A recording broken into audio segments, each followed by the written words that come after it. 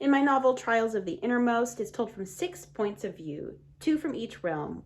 A realm always in light, a realm always in the dark, and a realm in between, because the world has stopped spinning. There's a little bit of peace going on, and the trials help keep that. These representatives can work together for the trials of the innermost. They've had their intro chapters. Chapter 25 is what I'm going to read to you today. They are all together working on one of these trials. Sweat slickened Killaheim's palms, his hands trembling the ocarina into an unnaturally fervent vibrato. He pressed it hard against his lips, praying he would not drop it. So much of Idrilia's plan hinged on him being able to do something he had never done before, had never even considered attempting. When she outlined it, the responses had ranged from incredulous to shocked. By the warts on the lady's toes, I've only ever created accidents with my magic. Nothing like what you're describing, Killaheim had protested. That's precisely my point. Idrilia had motioned towards the subterranean level. We need a distraction. We need chaos. We need you. His thoughts returned to the present, and he looked over his shoulder at Variel, who waved at him from the top of the stairs to the underground chamber. She and Orgar stood there with most of the other seekers. You can do this, Killaheim, she affirmed. Listen for the mother's voice. She will guide you. Picture that which you want to be and make it so. Next to him at the foot of the stairs, Karnak drew his sword and spun it in a rapid flourish. He had volunteered as the runner in Idrilia's scheme. Look at how he trembles. I will say it again. I do not need his help to secure our objective. Idrilia placed her hands on her hips. Just stick to the plan we all agreed upon. That some of us agreed upon, Karnak muttered. Killaheim took a deep breath and faced the warrior. I will do my best. Now let's raise the curtain on this show before I succumb to stage fright. The Komari snorted, but settled into a ready stance, leaning his weight forward on the balls of his feet, blade angled forward at the opening to the chamber. Killaheim inhaled, lifted his ocarina to his mouth. A picture formed in his mind of what he wanted to happen. Releasing his breath in a measured stream, he began to play. Though it would have been easier to slip into the familiarity of an existing tune, his instincts told him that this feat would require a new composition. Killaheim closed his eyes and surrendered himself to the music, allowing intuition to guide his choice of each note. A lilting melody formed. It swept upward on major chords, punctuated by staccato dips. The song took shape, and with it a sense of rightness that Killaheim felt when he knew that what he was creating was good. Better than good. It was magnificent. If only he were back in Waverling, playing for an audience of hundreds.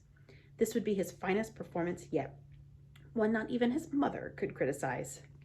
A gasp interrupted his reverie. His eyes flew open, and his instrument nearly slipped from his fingers. Before him and Karnak, a host of mirror images of themselves had manifested, each one perfect in its mimicry of one of their appearances. Keep playing, Karnak growled. Then he sprinted through the entrance.